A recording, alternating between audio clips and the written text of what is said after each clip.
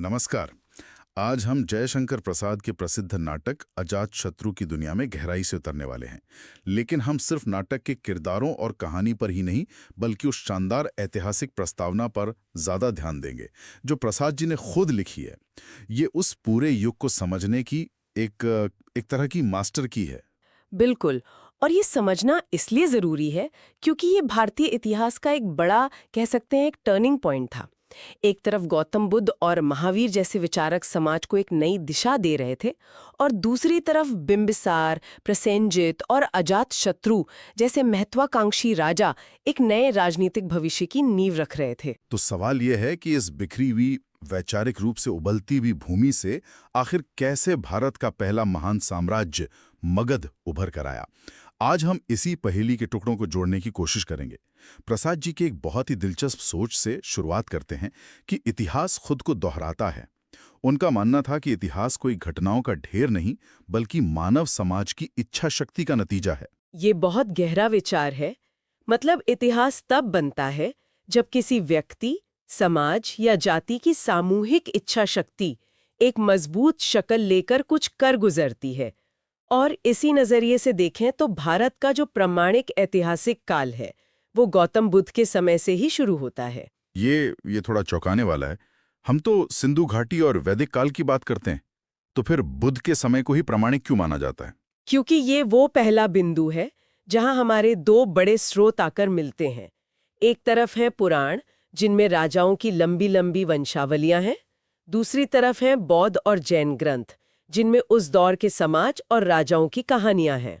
अच्छा। तो जब बौद्ध कथाओं में बताए गए राजाओं जैसे बिंबिसार या प्रसेनजित के नाम हमें पुराणों की वंशावलियों में भी मिलते हैं, तो इतिहास को एक ठोस आधार मिल जाता है। मतलब एक तरह का हिस्टोरिकल क्रॉस वेरिफिकेशन। बिल्कुल। अच्छा, तो ये सिर्फ राजाओं का इतिहास नहीं है, ये एक बड़ी सामाजिक और धार्मिक क्रांति की कहानी भी है।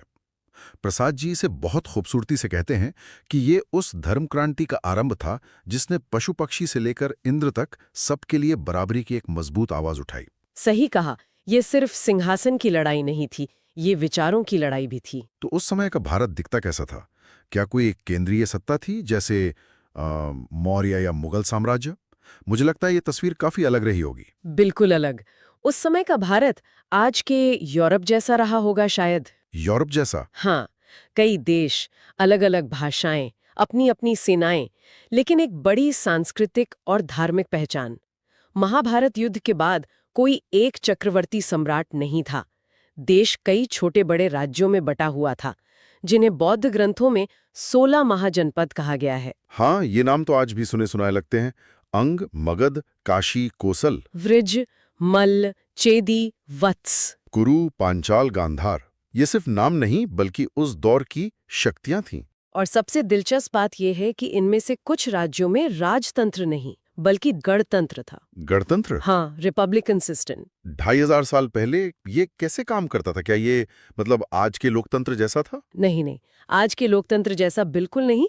आप इन्हें शक्तिशाली कुलों का एक संघ समझ सकते हैं। अच्छा। जैसे वृजी या मल्ल संघ। यहाँ कोई एक वंशानुगत राजा नहीं होता था, बल्कि अलग अलग कबीलों के प्रमुख मिलकर एक काउंसिल की तरह फैसले लेते थे। तो सत्ता किसी एक व्यक्ति के हाथ में नहीं? नहीं, एक समूह के हाथ में थी, और वे अपनी आजादी और कुलीनता को लेकर बहुत सजग थे। तो अगर राजनीतिक रूप से भारत इतना बटा हुआ था, तो ऐसी कौन सी चीज थी जो इन सबको जोड़ती थी? कोई कॉमन धागा था? वो धागा राजनीति से ज्यादा धर्म और विचार का था। उस दौर में वैदिक परंपरा में यज्ञों में होने वाली जो पशु बलि थी और पुरोहितों का बढ़ता दबदबा, वो आम लोगों को बेचैन कर रहा था। एक तरह की वैचारिक घुटन थी। लोग एक सरल, नैतिक रास्ते की तलाश में थे। बिल्कुल, एक अहिंसक रास्ते की। और इसी वैचारिक जमीन से जैन और बौद्ध धर्म जैसे दो बड़े आंदोलन खड़े हुए। हाँ, ये एक ऐसा मंथन था जिसने पूरे भारतीय उपमहाद्वीप को प्रभावित किया। बिल्कुल। एक तरफ महावीर स्वामी का जैन धर्म था, जो चरम अहिंसा की बात करता था, मतलब किसी भी जीव को कोई कष्ट न पहुंचे। दूसरी तरफ वैदिक परंपरा थी, जिसमें यज्ञ और बलि की अपनी जगह थी। और इन दो एक्सट्रीम्स के बीच में बुद्ध आए। हाँ, और उन्होंने अपने रास्ते को खुद मध्यमा प्रतिपदा यानी बीच का रास्ता कहा। ये ना तो शरीर को अत्यधिक कष्ट देने का मार्ग था, जैसा कई तपस्वी करते थे, और ना ही ये भोग विलास का मार्ग था। एक संतुलित व्यवहारिक मार्ग। सही कहा, एक नैतिक और व्यवहारिक मार्ग। इसी नई धार्मिक क्रांति ने भारत के अलग-अलग राज्यों को वैचारिक रूप से जोड़ा भी और टकराव के लिए उकसाया भी। तो इन 16 महाजनपदों में से वो कौन सी बड़ी मछलियां थी जो पूरे तालाब पर राज करना चाहती थी? उस वक्त की सुपर पावर्स कौन थी? मुख्य रूप से 4 राज्य थे जो उस दौर की राजनीति की दिशा तय कर रहे थे। पहला कोसल, जिसके राजा थे प्रसेनजित। दूसरा मगध, जहां बिंबिसार का शासन था। तीसरा अवंती, मालवा का इलाका, जहां राजा प्रद्योत थे। और चौथा वत्स, जिसकी राजधानी कौशाम्बी थी और राजा थे उदयन। और इनके आपसी रिश्ते किसी शतरंज की बिसात जैसे रहे होंगे। दोस्त, दुश्मन, रिश्तेदार, सब कुछ एक साथ। बिल्कुल। और ये रिश्ते उस दौर की जियोपॉलिटिकल इंश्योरेंस पॉलिसी की तरह थे। हर विवाह एक संधि थी। और हर संतान उस संधि की गारंटी। हाँ, जैसे मगध के राजा बिंबिसार की सबसे बड़ी रानी वासवी कोसल के राजा प्रसेनजीत की ही बहन थी। अच्छा, यानी 2 बड़ी शक्तियों के बीच वैवाहिक गठबंधन। हाँ, और इस शादी में सिर्फ एक रानी नहीं मिली, बल्कि कोसल ने काशी का एक रणनीतिक और अमीर प्रांत भी दहेज में मगध को दिया। जो मगध की अर्थव्यवस्था के लिए एक बहुत बड़ा बूस्ट रहा होगा। बहुत बड़ा। लेकिन रुकिए, क्या? तो अगर बिंबिसार की एक रानी कोसल से है और अजात शत्रु की मां छलना वैशाली के शक्तिशाली लिच्छवी गणराज्य से, तो इसका मतलब तो ये हुआ कि महल के अंदर ही 2 बड़ी राजनीतिक शक्तियों के प्रतिनिधि बैठे हुए थे। अरे हाँ, ये तो एक घरेलू और राजनीतिक टाइम बॉम्ब जैसा लगता है। बिल्कुल। ये तो है। और इन 4 राजाओं में राजा उदयन का किरदार मुझे हमेशा से बहुत आकर्षक लगा है। भारत के सबसे प्रसिद्ध कथा ग्रंथों में से एक कथा सरित सागर के जो नायक हैं नरवाहन दत्त, वो उदयन के ही बेटे थे। उदयन की अपनी कहानी ही किसी कथा से कम नहीं है। उनकी पैदाइश को लेकर ही 2 बिल्कुल अलग-अलग कहानियां हैं जो दिखाती हैं कि उस दौर में वंश और वैधता का सवाल कितना बड़ा था। क्या कहानियां हैं? बौद्ध कथाओं के अनुसार उदयन की मां को एक विशाल गरुड़ पक्षी उठाकर उदयगिरी की एक गुफा में ले गया था। वहां एक मुनि कुमार ने उनकी रक्षा की, दोनों में प्रेम हुआ और उसी से उदयन का जन्म हुआ। यानी बौद्ध कथाओं के हिसाब से वो एक स्थापित राजवंश के बेटे नहीं थे। उनकी कुलीनता पर एक सवालिया निशान था। बिल्कुल। उन कथाओं के अनुसार वे एक क्षत्रिय राजा के वैध पुत्र नहीं थे। लेकिन दूसरी तरफ कथा सरित सागर के मूल लेखक माने जाने वाले वरुरुचि, जो खुद कौशाम्बी के थे। हाँ, उन्होंने उदयन को एक गौरवशाली पृष्ठभूमि देने की पूरी कोशिश की। उन्होंने उदयन को गांडीवधारी अर्जुन की 7वीं पीढ़ी का बताकर उन्हें सीधे पांडव वंश से जोड़ दिया। वाह, मतलब अपने इलाके के हीरो को महान साबित करने की कोशिश। ये दिखाता है कि इतिहास हमेशा निष्पक्ष नहीं होता, उसे लिखने वाले का अपना एजेंडा भी होता है। यही तो बात है। ये उस दौर में चल रही एक नैरेटिव वॉर थी। आपका नायक कितना महान है, ये इस बात पर भी निर्भर करता है कि उसकी कहानी कौन और क्यों सुना रहा है। तो उदयन की कहानी हमें बताती है कि उस दौर में वंश और वैधता कितनी जरूरी थी। लेकिन एक राज्य ऐसा था जहां वैधता का ये संघर्ष महलों के अंदर बाप और बेटे के बीच ही लड़ा जा रहा था, और वो था मगध। और ये सिर्फ सत्ता की लड़ाई नहीं थी, जैसा कि अक्सर दिखाया जाता है। इसके पीछे गहरे धार्मिक और पारिवारिक कारण थे। अच्छा। हाँ, जो पूरे महाजनपद काल की राजनीति को समझने में मदद करते हैं। क्या कारण थे?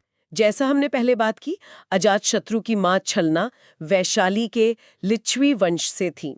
ये वंश महावीर स्वामी का समर्थक था और जैन धर्म को मानता था।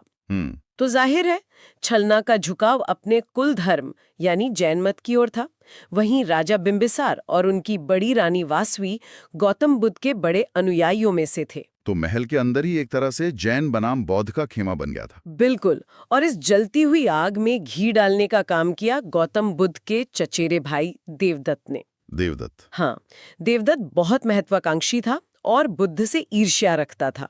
उसने युवा और बेचैन राजकुमार अजातशत्रु को अपने प्रभाव में ले लिया। और उसे राजमाता छलना का भी साथ मिल गया होगा। बिल्कुल, जो अपने बेटे को सिंहासन पर देखना चाहती थी। तो देवदत्त ने ही अजातशत्रु को अपने पिता के खिलाफ भड़काया था? हाँ, देवदत्त की अपनी राजनीतिक महत्वाकांक्षाएं थीं। वो बौद्ध संघ का प्रमुख बनना चाहता था और संघ में फूट डालना चाहता था।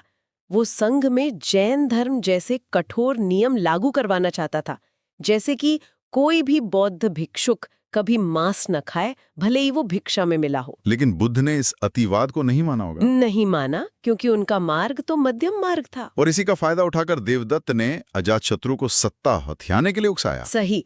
महल के अंदर इस कला और देवदत्त के षड्यंत्रों को देखते हुए प्रसाद जी समेत कई इतिहासकार ये मानते हैं कि शायद बिंबिसार ने तंग आकर खुद ही सिंहासन त्याग दिया होगा और अपने बेटे को राजा बना दिया होगा। हाँ। लेकिन अजातशत्रु पर तो पितृ हत्या यानी पिता की हत्या का आरोप भी लगता है। ये कहानी कहाँ से आई? ये कहानी बौद्ध साहित्य में प्रमुखता से मिलती है और इसके पीछे की वजह समझना जरूरी है, क्योंकि अजातशत्रु देवदत्त के साथ मिलकर बुद्ध का विरोध कर रहा था, इसलिए बौद्ध ग्रंथों में उसकी छवि एक क्रूर और पिता की हत्या करने वाले शासक के रूप में बहुत बढ़ा चढ़ाकर पेश की गई। तो ये एक तरफा कहानी भी हो सकती है, एक प्रोपेगेंडा। इसकी संभावना है।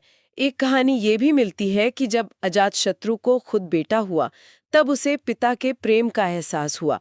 वो भागकर अपने पिता बिंबिसार को जेल से छुड़ाने गया, लेकिन तब तक बहुत देर हो चुकी थी। सच जो भी हो, ये साफ है कि उस दौर का साहित्य भी प्रोपेगेंडा से मुक्त नहीं था। आप जिस खेमे में होते थे, आपकी छवि वैसी ही गढ़ी जाती थी। ऐसी ही एक कहानी कोसल के राजा प्रसेनजित की भी तो है। उनके बेटे ने भी विद्रोह किया था और उसकी कहानी तो और भी भयानक है। हाँ, उनके बेटे विदूढ़ की कहानी, उसने तो कपिलवस्तु के पूरे शाक्य वंश का ही नाश कर दिया था। पूरे वंश का? क्यों? इसके पीछे एक गहरे अपमान की कहानी थी। वो क्या थी? जब राजा प्रसेनजित ने शाक्यों से उनकी राजकुमारी से विवाह का प्रस्ताव रखा, तो अपने वंश की शुद्धता पर गर्व करने वाले शाक्यों ने एक धोखा किया। क्या धोखा? उन्होंने अपनी राजकुमारी की जगह एक दासी की बेटी से प्रसेनजित का विवाह करा दिया। विदूढ़ उसी दासी पुत्र थे। और जब उन्हें इस धोखे का पता चला, तब उनका गुस्सा भयानक था। उन्होंने इसे अपने और अपनी माँ का घोर अपमान माना। जरा सोचिए, एक झूठ, एक धोखा, और उसका नतीजा हुआ एक पूरे वंश का विनाश। हाँ, ये दिखाता है कि उस युग में सम्मान और वंश की शुद्धता का सवाल जीवन मरण का प्रश्न था। और क्योंकि विदूढ़ ने शाक्यों का नाश किया, जो बुद्ध का अपना कुल था, इसलिए बौद्ध साहित्य में उन्हें भी एक क्रूर खलनायक के रूप में ही चित्रित किया गया है। ये एक बात माननी पड़ेगी कि जयशंकर प्रसाद ने एक नाटककार के तौर पर इतिहास के इन धागों को लेकर एक अद्भुत कलाकारी दिखाई है। बिल्कुल, ये एक लेखक का अधिकार भी है और उसकी कला भी। उन्होंने इतिहास के तथ्यों को लिया, लेकिन पात्रों को एक नई नाटकीय गहराई देने के लिए कुछ रचनात्मक स्वतंत्रताएं भी लीं। जैसे? इसका एक बेहतरीन उदाहरण है कि उन्होंने दो अलग-अलग ऐतिहासिक किरदारों को अपनी कल्पना से मिलाकर नाटक में एक ही पात्र बना दिया। वो कौन से दो किरदार थे? पहली थी मागंधी, एक ब्राह्मण कन्या जिसके विवाह प्रस्ताव को बुद्ध ने अस्वीकार कर दिया था और वो उनसे बदला लेना चाहती थी। और दूसरी थी वैशाली की प्रसिद्ध नगरवधू आम्रपाली, जो बाद में बुद्ध की शिष्या बन गई थीं। और प्रसाद जी ने इन दोनों को मिला दिया? हाँ, उन्होंने इन दोनों किरदारों के अंशों को मिलाकर श्यामा नाम का एक अविस्मरणीय पात्र गढ़ा। इसका मकसद कहानी को और भी रोचक बनाना था और ये दिखाना था कि एक ही इंसान के अंदर अच्छाई और बुराई दोनों की कितनी गहरी संभावनाएं होती हैं। तो आज की इस चर्चा से ये बिल्कुल साफ है कि अजातशत्रु का युग सिर्फ राजाओं और उनकी लड़ाइयों का नहीं था। ये गहरे दार्शनिक बदलावों, महलों के अंदर के पारिवारिक कलह और राजनीतिक महत्वाकांक्षाओं का एक बहुत ही जटिल मिश्रण था। और इसी उथल-पुथल के बीच से मगध अजातशत्रु के नेतृत्व में उत्तरी भारत का पहला साम्राज्य बनकर उभरा। और अंत में एक विचार छोड़ जाते हैं जिस पर सोचना चाहिए। इतिहास अक्सर विजेता लिखते हैं या फिर उस समय के प्रभावशाली धार्मिक समूह। हमने देखा कि बौद्ध साहित्य में अजातशत्रु और विदूढ़ को खलनायक की तरह दिखाया गया, क्योंकि वो बुद्ध के विरोधी खेमे में थे। ये सोचने वाली बात है कि अगर यही इतिहास उनके नजरिए से या जैन दृष्टिकोण से लिखा गया होता, तो आज हम इन किरदारों और इस कहानी को किस रूप में जानते? एक बहुत ही जरूरी सवाल। इस वीडियो को देखने के लिए आपका धन्यवाद।